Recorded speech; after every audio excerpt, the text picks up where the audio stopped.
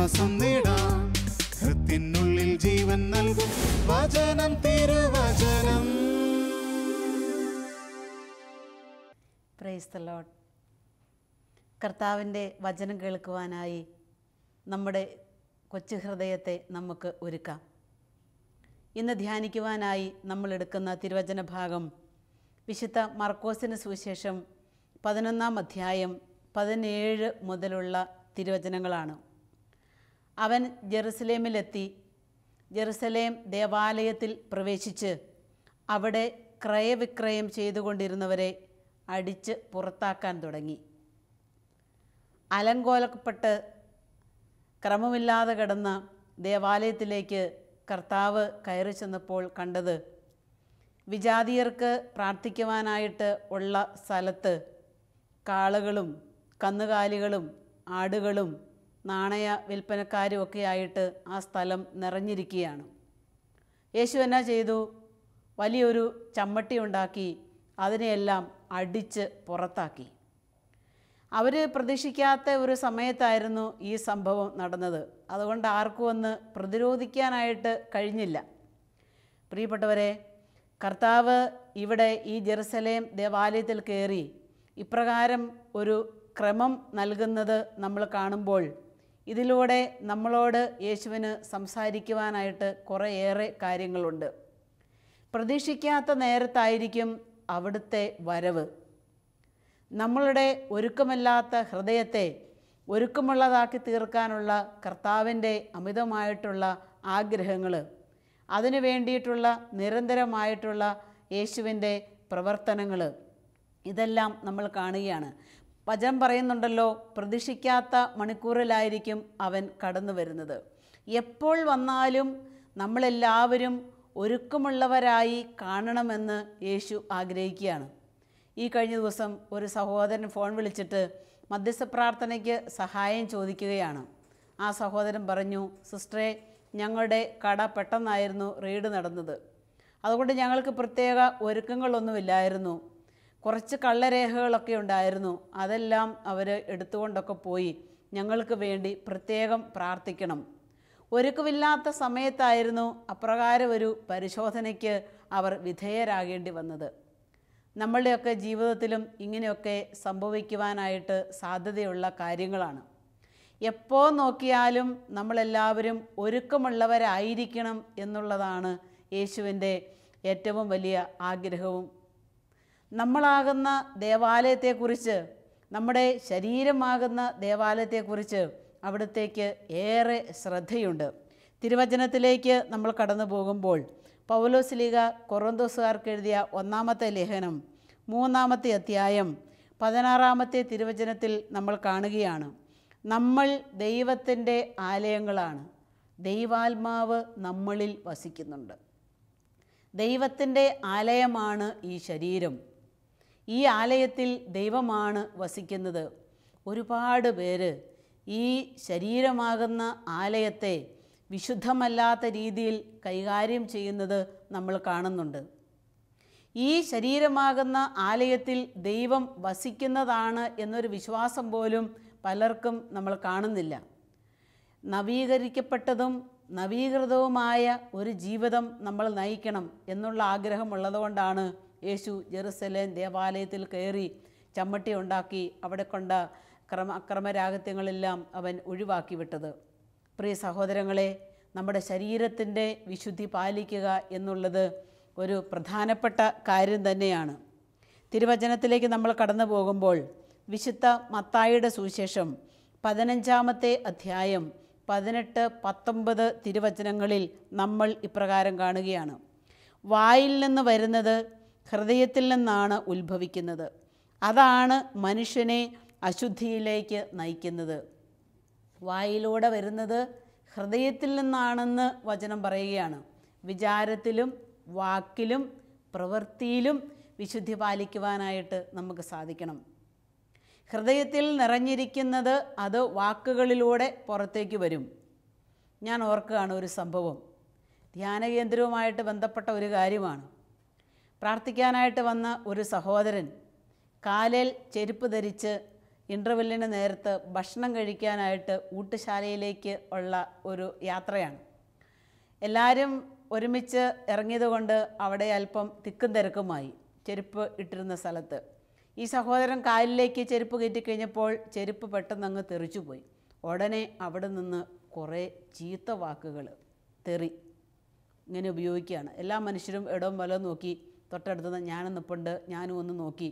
കുറച്ച് അദ്ദേഹം നടന്ന് നീങ്ങിക്കഴിഞ്ഞപ്പോൾ ഞാൻ അദ്ദേഹത്തോട് ചോദിച്ചു, എന്തേ എല്ലാവരുടെയും കേക്കെ ഇങ്ങനത്തെ വാക്കുകൾ ഉപയോഗിച്ചത്? ഉടനെ ആ സഹോദരൻ പറഞ്ഞ വാക്ക് മറുപടി ശ്രദ്ധേയമാണ്. മറുപടി ഇപ്രകാരമാണ്, സിസ്റ്ററെ, എൻ്റെ ഹൃദയത്തിൽ നിറഞ്ഞിരിക്കുന്നത് തിന്മയായിട്ടുള്ള വാക്കുകളാണ്. ഇതിനകത്തുനിന്നൊരു വിടുതലും വിമോചനവും ആഗ്രഹിച്ചുകൊണ്ടാണ് ഞാൻ ഈ വചന കേന്ദ്രത്തിലേക്ക്, വചന കൂടാരത്തിലേക്ക് വന്നിരിക്കുന്നത്. ഇവിടെ വചനം എത്ര കൃത്യമായിട്ടാണ് നമ്മളോട് പറയുന്നത്. ഹൃദയത്തിൻ്റെ തികവിൽ നിന്നാണ് അധരങ്ങൾ സംസാരിക്കുന്നത്. ഇത് തന്നെ പൗലോസ്ലീഹ എഫേസ്യർക്കെഴുതിയ എഴുതിയ ലേഖനത്തിൻ്റെ 4-ാമത്തെ അധ്യായം 29-30 തിരുവചനങ്ങളിലും പറഞ്ഞു വയ്ക്കുന്നുണ്ട്. നിങ്ങളുടെ അധരങ്ങളിൽ നിന്ന് തിന്മയുടെ വാക്കുകൾ പുറപ്പെടാതിരിക്കട്ടെ.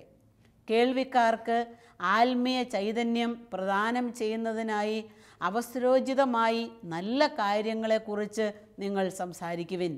പൗലോസ്ലീഹ പറയുക, നിങ്ങളുടെ ഹൃദയങ്ങളിൽ നിന്ന്, നിങ്ങളുടെ അധരത്തിൽ നിന്ന് തിന്മയുടെ വാക്കുകൾ പുറപ്പെടരുത്.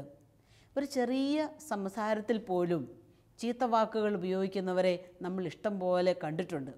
അതല്ലെങ്കിൽ നമ്മുടെ ചുറ്റുപാടും നമ്മൾ അവരെ അനുഭവിച്ചിട്ടുമുണ്ട്. ഹൃദയത്തിൽ നിറഞ്ഞിരിക്കുന്ന കാര്യങ്ങളാണ് വാക്കുകളിലൂടെ പുറത്തേക്ക് കടന്നു വരിക. നമ്മുടെ ജീവിതത്തിൻ്റെ അന്തരീക്ഷത്തിൽ നിന്നുകൊണ്ട് നല്ല കാര്യങ്ങൾ സ്വീകരിക്കുവാനായിട്ട് എത്രയോ വേദികളാണ്, എത്രയോ നല്ല അവസരങ്ങളാണ് കർത്താവ് നമുക്കൊക്കെ വേണ്ടി ഒരുക്കിയിരിക്കുക. കഴിഞ്ഞ ദിവസം ഒരു കൊച്ചു കുഞ്ഞിനെ കണ്ട് ധ്യാനിക്കാൻ വന്ന അമ്മ ഈ കുഞ്ഞിനെ കയ്യെ പിടിച്ച് മുറ്റത്തൂടെ നടത്തി അവൻ ഓടിക്കളിച്ചപ്പം അവനെ എടുത്ത് തോളത്ത് വെച്ചപ്പം അവന് 2-3 ചീത്ത വാക്കുകൾ അമ്മയെ വിളിക്കുന്നത് കേൾക്കുവാനായിട്ട് ഇടയായി. കൊച്ചു കുഞ്ഞുങ്ങളുടെ അധരങ്ങളിൽ പോലും നിറഞ്ഞു നിൽക്കുന്ന ഈ തിന്മയുടെ വാക്കുകൾ, നമ്മളുടെ ശരീരമാകുന്ന ഈ ആലയം, ഈ ഹൃദയത്തിൽ ദൈവത്തിൻ്റെ ആരാധനയാണ് നടക്കേണ്ടത്. ഈ ശരീരത്തിൽ ദൈവത്തെ മഹത്വപ്പെടുത്തുവാനായിട്ടുള്ളതാണ് എന്നൊരു ബോധ്യം നമുക്ക് ഉണ്ടായെങ്കിൽ മാത്രമേ വിശുദ്ധമായ ജീവിതത്തിലേക്ക് നമുക്ക് നമ്മുടെ ജീവിതങ്ങളെ തിരിച്ചു വിടുവാനായിട്ട് സാധിക്കുകയുള്ളൂ. കഴിഞ്ഞ ദിവസം ഒരു സഹോദരന്, ഞങ്ങളുടെ ഒരു മീറ്റിങ്ങിൽ ഒരു സഹോദരൻ പങ്കുവച്ച കാര്യമാണ്. അവരെ തൊട്ടയൽവക്കത്തുള്ള ഒരു സഹോദരനെ ഒരു ധ്യാനം ഒക്കെ കൂടിച്ച് നല്ല ജീവിതത്തിലേക്ക് പറഞ്ഞു വിടാനായിട്ടുള്ള പരിശ്രമത്തിനിടയിൽ ഈ സഹോദരൻ പറഞ്ഞു, എനിക്ക് വചനം കേൾക്കേണ്ട ആവശ്യമൊന്നുമില്ല, ഞാൻ എല്ലാ വർഷവും കൃത്യം മുടക്കാതെ വേളാങ്കണ്ണിയിൽ പോയി പ്രാർത്ഥിക്കുകയും തല മൊട്ടയടിക്കുകയും ചെയ്യുന്നതാണ്. അതുകൊണ്ട് തന്നെ എനിക്ക് അനുഗ്രഹമുണ്ട്. ഇവിടെ സഹോദരന് വചനം കേൾക്കുവാനായിട്ട് റെഡിയാകുന്നില്ല. പ്രിയപ്പെട്ടവരെ, അതൊരു ആചാരമാണ്, അതൊരു അനുഷ്ഠാനമാണ്. ഇതുകൊണ്ട് ഈ ശരീരത്തിന് വേണ്ട പരിശുദ്ധമായ ഒരു കാര്യങ്ങളും ചെയ്യാതെ വർഷാവർഷം വേളാങ്കണ്ണിക്ക് പോയി തലമൊട്ടയടിച്ചെന്ന് വിചാരിച്ച് ശരീരം വിശുദ്ധി പ്രാപിക്കുന്നുണ്ടോ? മനസ്സ് വിശുദ്ധിയിലേക്ക് കടന്നു വരുന്നുണ്ടോ? ആത്മാവ് വിശുദ്ധമായ ഒരു ശൈലിയിലേക്ക് രൂപപ്പെടുന്നുണ്ടോ? മാനസാന്തരത്തിന് ചേർന്ന ഫലം പുറപ്പെടുവിക്കാത്തിടത്തോളം കാലം ശരീരത്തെ അശുദ്ധമായിട്ട് നമ്മൾ കാത്തു സൂക്ഷിക്കുകയാണ്. ശുദ്ധമായ ചിന്തകളും ശുദ്ധമായ വിചാരവികാരങ്ങളും ഉള്ളിൽ നിറഞ്ഞു കഴിയുമ്പോഴാണ് ഈ വിശുദ്ധി പാലനം നമുക്ക് എളുപ്പമായിട്ട് തീരുക. കർത്താവ് നമ്മുടെ ശരീരത്തെ നോക്കുമ്പോൾ, ശരീരമാകുന്ന ഈ ആലയത്തെ നോക്കുമ്പോൾ അത് വിശുദ്ധിയുള്ളതായി കാണുവാൻ സാധിക്കണമെങ്കിൽ വിശുദ്ധമായ രീതിയിൽ നമ്മൾ പ്രവർത്തിക്കേണ്ടിയിരിക്കുന്നു. ഹോസിയായുടെ പ്രവചന ഗ്രന്ഥം 6-ാമത്തെ അധ്യായത്തിൽ 10-ാമത്തെ തിരുവചനം ശ്രദ്ധേയമാണ്. നമുക്കൊന്ന് കേൾക്കാം. ഇസ്രായേൽ ഭവനത്തിൽ ഞാൻ ഭീകരമായ ഒരു കാര്യം കണ്ടു. ഇസ്രായേൽ ഭവനത്തിൽ ഭീകരമായ ഒരു കാര്യം ഞാൻ കണ്ടു. എന്താണ് കണ്ടത്? ഇവിടെ വചനം പറയുകയാണ്, എബ്രാഹിമിൻ്റെ പരസംഗം അവിടെ ഇസ്രായേൽ മലിനമായിരിക്കുന്നു. ഇസ്രായേൽ മലിനമായിരിക്കുന്നു. ഈ പരസംഗ പ്രവൃത്തിയിലൂടെ ഇസ്രായേൽ മലിനമായിരിക്കുന്നു. ഒരു വലിയ തിന്മ ഇസ്രായേലിൽ കണ്ടത് കർത്താവ് ഈ പ്രവാചകനിലൂടെ പറഞ്ഞു തരികയാണ്. ഏതെല്ലാം രീതിയിലാണ് ഇന്ന് മനുഷ്യൻ്റെ ഹൃദയങ്ങളെ തിന്മ ഗ്രസിച്ചുകൊണ്ടിരിക്കുന്നത്. മുൻപിലും പുറകിലും ഇടത്തും വലത്തുമൊക്കെ നമ്മൾ കാണുന്നത് ഈ തിന്മയുടെ പ്രവർത്തനങ്ങളാണ്. എന്ത് ചെയ്താലും എങ്ങനെ പ്രവർത്തിച്ചാലും എങ്ങനെയും കുറച്ച് പണമുണ്ടാക്കണം, അതിനുവേണ്ടി ശരീരത്തെ തകർക്കാനും മനസ്സിനെ തകർക്കാനും ആത്മാവിനെ തകർക്കാനും ഒക്കെ റെഡിയായ കുറേ മനുഷ്യരുണ്ട്. അവർക്കൊക്കെ വേണ്ടി പ്രാർത്ഥിക്കുവാനും നല്ല ജീവിതത്തിലേക്ക് അവരെ മുൻപോട്ട് കൊണ്ടുപോകുവാൻ സഹായിക്കുവാനൊക്കെയുള്ള ഉത്തരവാദിത്വം ദൈവം നമ്മളെ ഓരോരുത്തരെയുമാണ് ഏൽപ്പിച്ചിരിക്കുക. യെശയ്യായുടെ പ്രവചന ഗ്രന്ഥത്തിൻ്റെ 1-ാമത്തെ അധ്യായത്തിൻ്റെ 16-ാമത്തെ തിരുവചനത്തിൽ ഇപ്രകാരം പറയുകയാണ്: നിങ്ങളെ തന്നെ കഴുകി ശുദ്ധീകരിക്കുവിൻ, നിങ്ങളുടെ ദുഷ്കർമ്മങ്ങൾ എന്നിൽ നിന്ന് നീക്കിക്കളയുവിൻ. നിങ്ങളുടെ ദുഷ്കർമ്മങ്ങൾ എന്നിൽ നിന്ന് നിങ്ങൾ നീക്കിക്കളയുവിൻ. കർത്താവിൻ്റെ സന്നിധിയിൽ നിന്ന്, എൻ്റെ ശരീരമാകുന്ന ഈ ആലയത്തിൽ നിന്ന് ദുഷ്കർമ്മങ്ങൾ നീക്കിക്കളയുവാൻ കർത്താവ് പറയുകയാണ്. ബാക്കിത്തെ തിരുവചനം ഇപ്രകാരമാണ്: നന്മ പ്രവർത്തിക്കുവാൻ നിങ്ങൾ ശീലിക്കുവിൻ. നന്മ പ്രവർത്തിക്കുവാൻ ശീലിക്കുവിൻ. നന്മ പ്രവർത്തിക്കുവാനായിട്ടുള്ള ഒരു ശീലം നമ്മളിൽ ഉണ്ടെങ്കിൽ തിന്മയായിട്ടുള്ള ശീലം നമ്മളിൽ നിന്ന് ക്രമേണ പുറത്താകുന്നത് നമുക്ക് കാണുവാനായിട്ട് സാധിക്കും. ഈ കഴിഞ്ഞ നാളുകളിൽ ഒരുപാട് സഹോദരങ്ങളുമായിട്ട്, ആത്മീയ രംഗത്ത് നിൽക്കുന്ന സഹോദരങ്ങളുമൊക്കെ ആയിട്ട് സംസാരിക്കുവാനായിട്ട് ഇടവന്നപ്പോൾ അവരൊക്കെ പറയുന്ന ഒരു കാര്യമുണ്ട്: പണ്ട് എന്നതിനേക്കാൾ ഇന്നിൻ്റെ തലമുറകൾ അന്ധകാരത്തിലേക്കും പാപചായ്വുകളിലേക്കും ഓടി പോവുകയാണ്. ഈ ജീവിതത്തിൻ്റെ വിശുദ്ധിയെക്കുറിച്ച്, നിർമ്മലതയെക്കുറിച്ച് ബോധ്യമില്ലാത്തത് കൊണ്ട് വളരെ പെട്ടെന്ന് തന്നെ പാപപ്രവർത്തികളിലേക്ക് പോവുകയും അവിടെ വീഴുകയും ആ വീഴ്ചയിൽ ജീവിതത്തിൻ്റെ സുഖം കണ്ടെത്തുകയും ചെയ്യുന്ന അനേകരുണ്ട് ഈ ഭൂമിയിൽ. കർത്താവ് പറയാണ്: ദുഷ്കർമ്മങ്ങൾ നിങ്ങളിൽ നിന്ന് നിങ്ങൾ ദൂരെ അകറ്റുവിൻ, നന്മ ചെയ്യുവാനായിട്ട് നിങ്ങൾ ശീലിക്കുവിൻ. നമ്മുടെ ശരീരമാകുന്ന ആലയത്തെക്കുറിച്ചും ദൈവത്തിൻ്റെ ആലയത്തെക്കുറിച്ചുമൊക്കെ അവിടുന്ന് നമുക്ക് അറിയിപ്പ് തരികയാണ്. വിശുദ്ധ ഫ്രാൻസിസ് അസീസി ഡാമിയൻ ദേവാലയത്തിൽ പ്രാർത്ഥിച്ചുകൊണ്ടിരിക്കുകയാണ്. അപ്പോഴാണ് കുരിശുരൂപത്തിൽ നിന്ന് വലിയൊരു പ്രകാശം അസീസി കണ്ടു. ആ പ്രകാശത്തിൽ നിന്ന് കുരിശുരൂപം അസീസിയോട് ഇപ്രകാരം സംസാരിക്കുന്നതായി അസീസിക്ക് അനുഭവപ്പെട്ടു: നീ എൻ്റെ ദേവാലയം പുതുക്കി പണിയണം. ഈ ഒരു ദിവ്യമായ ദർശനം കിട്ടിയ അസീസി നമ്മൾ കാണുന്നുണ്ട്. അദ്ദേഹം താഴ്വാരത്തിൽ നിന്ന് കല്ലെല്ലാം മരമൊക്കെ ചുമന്ന് കൊണ്ടുവന്ന് കർത്താവിൻ്റെ ദേവാലയം പണിയുന്നത് നമ്മൾ കാണുന്നുണ്ട്. ഒരു വലിയ അഭിഷേകത്തിൻ്റെ തീക്കാറ്റായിരുന്നു അസീസി എന്ന് നമുക്ക് കാണുവാനായിട്ട് സാധിക്കുകയാണ്. കർത്താവിൻ്റെ ആലയത്തെക്കുറിച്ചും കർത്താവിൻ്റെ ആലയങ്ങളാകുന്ന നമ്മുടെ ശരീരത്തെക്കുറിച്ചുമുള്ള ശ്രദ്ധ എത്ര കണ്ട് എന്ന് നമ്മളിവിടെ മനസ്സിലാക്കുകയാണ്. യൂറോപ്യൻ നാടുകളിൽ മുഴുവനും ആഞ്ഞു വീശിയ അഭിഷേകത്തിൻ്റെ ഒരു തീപ്പൊരിയായിരുന്നു അസീസി എന്ന് നമുക്ക് കാണുവാനായിട്ട് സാധിക്കും. ആത്മാ ശരീരത്തിൽ ദൈവത്തോടുള്ള സ്നേഹം വച്ചു പുലർത്തി വിശുദ്ധി കാത്തു സൂക്ഷിച്ച് വിശുദ്ധിയുടെ പടവുകൾ കയറിയിറങ്ങിയ ഈ വലിയ വിശുദ്ധ ജീവിതം നമ്മുടെയൊക്കെ മുൻപിൽ മാതൃകയായി നിലകൊള്ളുകയാണ്. കർത്താവ് ഇന്ന് നമ്മുടെ ശരീരമാകുന്ന ആലയത്തിലേക്ക് ഒന്ന് തിരിഞ്ഞു വന്നാൽ, എൻ്റെ ആത്മാവാകുന്ന ശരീരമാകുന്ന ഈ ദേവാലയത്തിൽ ചാട്ടവാറുകൊണ്ട് അടിച്ച് അശുദ്ധമായിട്ടുള്ള എന്തെല്ലാം കാര്യത്തെ പുറത്താക്കാനായിട്ടുണ്ട് എൻ്റെ ഹൃദയത്തിൽ നിന്ന്. ചിലരുടെ അശുദ്ധി മുഴുവൻ നിറഞ്ഞിരിക്കുന്നത് ചിന്തയിലാണ്. മറ്റു ചിലരുടെ അശുദ്ധി നിറഞ്ഞിരിക്കുന്നത് അവരുടെ ഭാവനയിലാണ്. ഈ കഴിഞ്ഞ ദിവസം ഒരു സഹോദരൻ പറഞ്ഞു: സിസ്റ്ററെ, എൻ്റെ കണ്ണിനെ എനിക്ക് ശുദ്ധമായി കാത്തു സൂക്ഷിക്കാൻ പറ്റുന്നില്ല. എങ്ങോട്ട് ഞാൻ തിരിഞ്ഞു നോക്കിയാലും അശുദ്ധിയാണ് എൻ്റെ കണ്ണിൽ നിറഞ്ഞിരിക്കുന്നത്. ഒരു കുർബാനയ്ക്ക് പോലും വിശ്വാസത്തോടെ ഭക്തിയോടെ എനിക്ക് ഒന്ന് സംബന്ധിക്കുവാനായിട്ട് സാധിക്കുന്നില്ല. സിസ്റ്റർ, എനിക്ക് വേണ്ടി പ്രത്യേകം പ്രാർത്ഥിക്കണമേ. തിന്മകൾ കൊണ്ട് മനസ്സ് നിറഞ്ഞിരിക്കുകയാണ്. അശുദ്ധമായ മ്ലേച്ഛ ചിന്തകൾ കാണുകയും കേൾക്കുകയും അനുഭവിക്കുകയും ചെയ്തിരിക്കുന്ന ഈ ബുദ്ധിയിലും ചിന്തയിലും ഹൃദയത്തിലും ആത്മാവിലും ശരീരത്തിലും എങ്ങനെയാണ് ദൈവാത്മാവിൻ്റെ ആ പ്രവർത്തനം അനുഭവിക്കാനായിട്ട് സാധിക്കുക? ദൈവാത്മാവിൻ്റെ നിയമം എങ്ങനെയാണ് അവിടെ കുടികൊള്ളുക?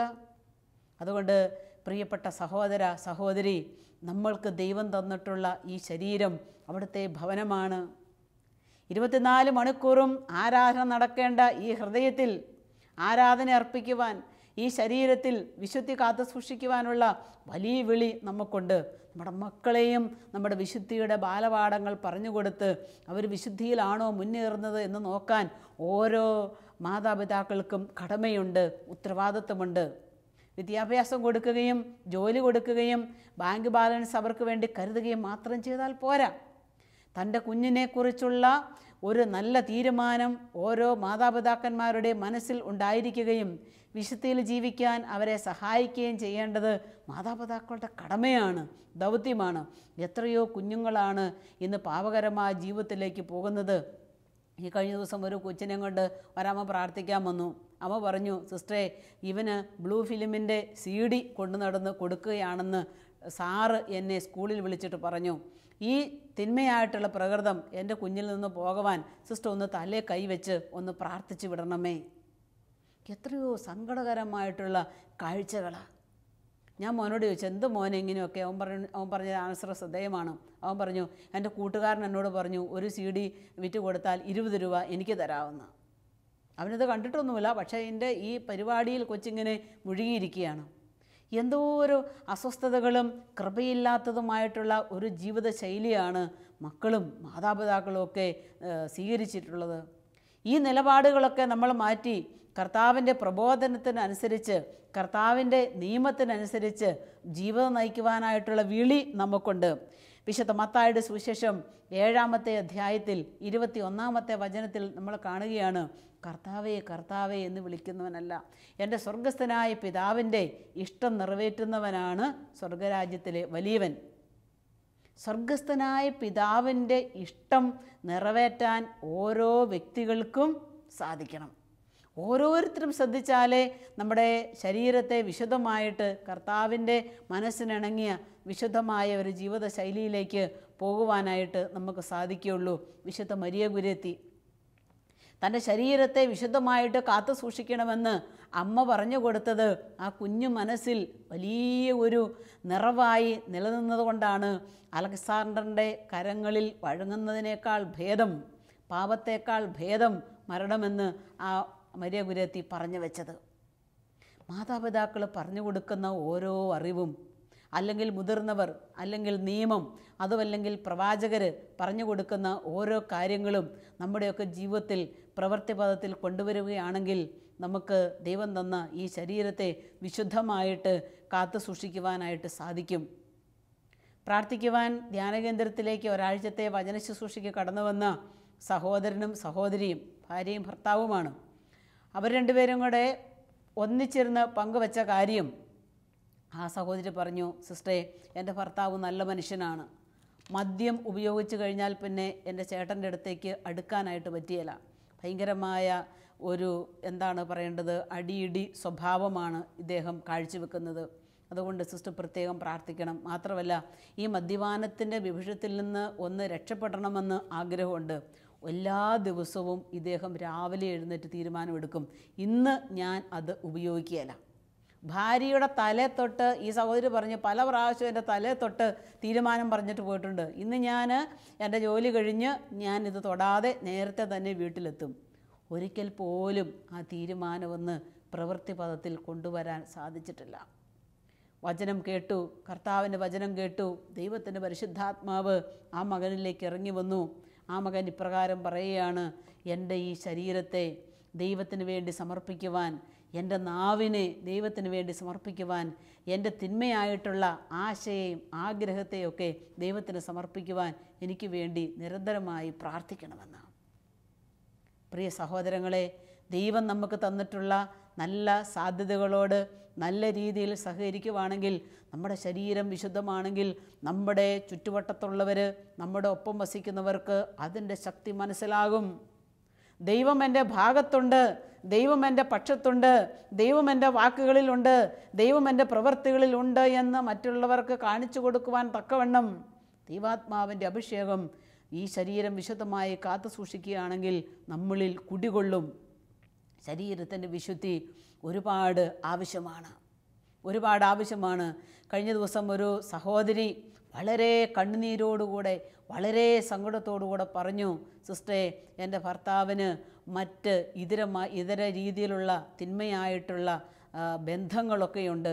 പ്രത്യേകമായ രീതിയിൽ ഒന്ന് പ്രാർത്ഥിച്ച് ഞങ്ങളുടെ കുടുംബത്തെ ഒന്ന് സപ്പോർട്ട് ചെയ്യണേ. നോക്ക്, ശരീരത്തിൻ്റെ വിശുദ്ധിയെക്കുറിച്ച് അറിവില്ലാത്തത് കൊണ്ടാണോ ഇങ്ങനെ ചെയ്യുന്നത്? ഈ ഒരു ജീവിതം കഴിഞ്ഞ് ഇതിനും അപ്പുറത്തേക്ക് ഒരു ജീവിതമുണ്ടെന്നുള്ളൊരു ചിന്ത ഇല്ലാത്തത് കൊണ്ടാണോ ഇങ്ങനെയൊക്കെ ചെയ്യുന്നത്? പ്രിയ സഹോദര, പ്രിയ സഹോദരി, നിൻ്റെ ശരീരം ദൈവത്തിൻ്റെ ആലയമാണ്. Praise the Lord. ഈ ശരീരം ദൈവത്തിൻ്റെ ആലയമാണ്. ദൈവത്തിൻ്റെ ശരീരത്തിന്, ദൈവത്തിൻ്റെ ആലയത്തിന് നിരക്കാത്ത എല്ലാറ്റിനെയും അവിടുന്ന് ദൂരെ എറിയും. അതുകൊണ്ട് വചനമനുസരിച്ച് ജീവിക്കുവാൻ നമുക്ക് സാധിക്കണം. വിശുദ്ധ ലൂക്കായുടെ സുവിശേഷം 21-ാമത്തെ അധ്യായം 34, 35, 36 തിരുവചനങ്ങളിൽ നമ്മൾ പ്രകാരം കാണുകയാണ്. സുഖലോലുപത, മദ്യാസക്തി, ജീവിത വ്യഗ്രത എന്നിവയാൽ മനസ്സ് ദുർബലമാവുകയും ആ ദിവസം ഒരു കെണി പോലെ പെട്ടെന്ന് നമ്മുടെ മേൽ വന്ന് വീഴാതിരിക്കുകയും ചെയ്യുവാനായിട്ട് നിങ്ങൾ പരിശ്രമിച്ചോളുക. ആ ദിവസം പെട്ടെന്നൊരു കെണി പോലെ നമ്മളിൽ വന്ന് വീഴും. സുഖലോലുപത, മദ്യാസക്തി, ജീവിത വ്യഗ്രത, ഇതിലെല്ലാം ഇങ്ങനെ നിറഞ്ഞ് മനസ്സ് ദുർബലമായിക്കൊണ്ടിരിക്കുകയാണ്. മനസ്സ് ദുർബലമായിക്കൊണ്ടിരിക്കുമ്പോൾ അത് ശരീരത്തിലേക്കും കടന്നു വരുന്നത് നമ്മൾ കാണുകയാണ്. പൗലോസ്ലീഹ തെസ്സലോനിക്കക്കാർക്ക് എഴുതിയ 1-ാമത്തെ ലേഖനം 5-ാമത്തെ അധ്യായം 23-ാമത്തെ വചനത്തിൽ നമ്മൾ ഇപ്രകാരം കാണുന്നുണ്ട്: നിങ്ങളുടെ ആത്മാവും ശരീരവും ജീവനും അവികലവും പൂർണ്ണവുമായിരിക്കുവാൻ ശ്രദ്ധിക്കുവിൻ. പൗലോസ്ലീഹ പറയാണ്, നിങ്ങളുടെ ആത്മാവും ശരീരവും ജീവനും പൂർണ്ണവും അവികലവുമായിരിക്കുവാനായി ശ്രദ്ധിക്കുവിനെന്നാണ് പറയുന്നത്. നമ്മുടെ ഈ ശരീരം ദൈവം കുടികൊള്ളുന്ന ആലയമാണ്. ദൈവം കുടികൊണ്ട ആലയമായിരുന്നു പരിശുദ്ധ മറിയം. പ്രിയമക്കളെ, നമ്മുടെയൊക്കെ ഹൃദയത്തിലും ദൈവം കുടികൊള്ളേണ്ട ആലയമാണ് നമ്മുടെ ശരീരം. വിശുദ്ധമായ ചിന്തകൾ കൊണ്ട്, വിശുദ്ധമായ ഭാവനകൾ കൊണ്ട്, വിശുദ്ധമായ വാക്കുകൾ കൊണ്ട്, വിശുദ്ധമായ കർമ്മങ്ങൾ കൊണ്ട് വിശുദ്ധമായി തീരേണ്ട ഒരു ജീവിതമാണ് നമ്മളുടെ ജീവിതവും. നമ്മളുടെ ഈ ശരീരം വിശുദ്ധമായി നമ്മൾ കാത്തു സൂക്ഷിക്കുകയാണെങ്കിൽ ദൈവത്തിൻ്റെ കൃപയും അനുഗ്രഹവും അഭിഷേകവും നമുക്ക് സ്വീകരിക്കുവാനായിട്ട് സാധിക്കും. ഈ ഒരു വിശുദ്ധിക്ക് വേണ്ടി ദൈവം നമുക്ക് തന്നിട്ടുള്ള കൂദാശകളുടെ സ്വീകരണം, ആധ്യാത്മിക പിതാക്കന്മാരുടെ ഉപദേശങ്ങൾ, വചനമനുസരിച്ചുള്ള ജീവിതം, വചന വായന, വചന ശ്രവണം, ആധ്യാത്മികമായിട്ടുള്ള ഒരു ജീവിതം, ഇതെല്ലാം നമ്മളെ ഏറെ സഹായിക്കുകയാണ്. നല്ല പുസ്തകങ്ങളുടെ വായനകൾ, ഇതെല്ലാം വിശുദ്ധമായി ജീവിക്കാൻ നമ്മളെ സഹായിക്കും. പിന്നെയോ നല്ല കൂട്ടുകാരുമായിട്ടുള്ള ബന്ധം, നല്ല സ്നേഹിതർ നമുക്കുണ്ടായിരിക്കണം, നല്ല കൂട്ടുകാർ നമുക്കുണ്ടായിരിക്കണം. അങ്ങനെ തിന്മയായിട്ടുള്ള എല്ലാറ്റിനെയും ഉപേക്ഷിച്ച് യേശുക്രിസ്തു വിഭാവനം ചെയ്യുന്ന, യേശുക്രിസ്തു ആഗ്രഹിക്കുന്ന വിശുദ്ധമായ ഒരു ശരീരത്തിൻ്റെയും മനസ്സിൻ്റെയും ആത്മാവിൻ്റെയും ഉടമകളായി തീരുവാൻ നമുക്ക് പരിശ്രമിക്കാം. അതിനുവേണ്ടി നമുക്ക് പ്രാർത്ഥിക്കാം. കണ്ണുകൾ അടയ്ക്കാം. കർത്താവേ, അവിടുന്ന് ഞങ്ങളോട് പറഞ്ഞ വചന നിമിത്തം ഞങ്ങൾ ശുദ്ധിയുള്ളവരായിരിക്കുവാൻ അങ്ങയുടെ വചനത്തിൻ്റെ അഭിഷേകം ഞങ്ങൾക്ക് തരണമേ. ഈ ശരീരം നിൻ്റെ ആലയമാണെന്ന് ഞാൻ ഏറ്റുപറയുന്നു. വിശുദ്ധിക്ക് നിരക്കാത്തതൊന്നും ചെയ്യാതിരിക്കുവാൻ നിൻ്റെ കൃപയാൽ ഞങ്ങളെ പൊതിയുകയും അനുഗ്രഹിക്കുകയും ചെയ്യണമേ. സർവശക്തനായ ദൈവമേ, അങ്ങയുടെ തൃപ്പാദത്തിങ്കൽ ഞങ്ങളുടെ ജീവിതത്തെ ചേർത്ത് വെച്ചുകൊണ്ട് ഞങ്ങൾ പ്രാർത്ഥിക്കുന്നു. ആമേൻ.